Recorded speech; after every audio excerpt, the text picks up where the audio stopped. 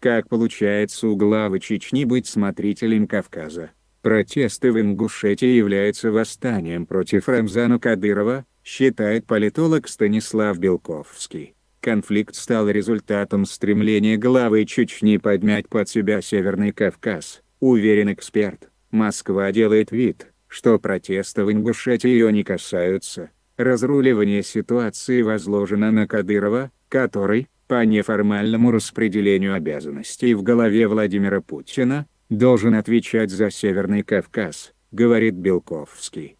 Определенную роль играет и полпред в Северо-Кавказском федеральном округе Анатолий Мотовников.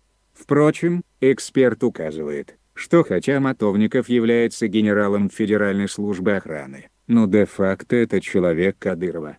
Мотовников бывший начальник охраны Ахмата Кадырова, и именно по этой причине он стал полпредом, утверждает Белковский. В качестве решения вопроса, эксперт предложил предоставить независимость исламским регионам Северного Кавказа, как единственный способ решения этого комплекса проблем.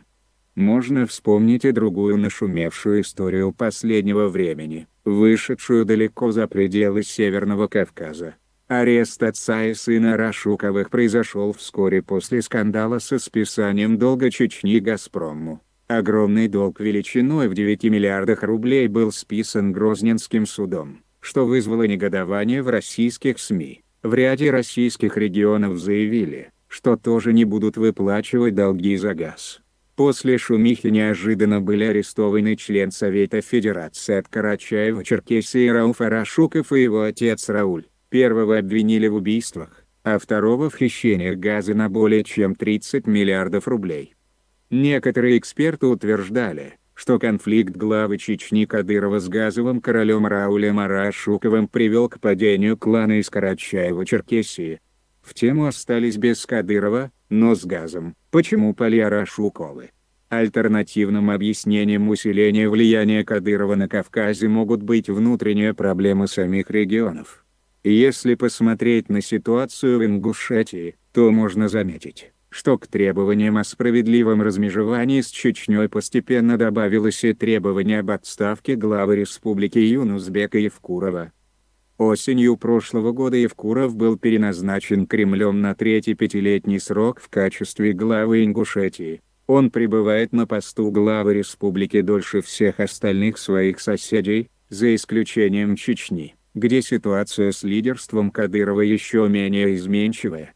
Долгое пребывание Евкурова у власти, невозможность его смены легальными путями, слаборазвитость экономики Ингушетии способствует нарастанию недовольства и протестов. Роль Кадырова в этих процессах невелика. Арашуковы также имели много других недругов помимо Кадырова. Рауфа Арашукова долгое время подозревали в резонансных убийствах известных черкесских деятелей в Карачаево-Черкесии. В тему дела об убийствах Шибзухова и Жукова в Карачаево-Черкесии переданы в Москву, и есть в России враги у самого Кадырова. Либералы недолюбливают главу Чечни из-за нарушений прав человека и ухудшения общей обстановки со свободами в России.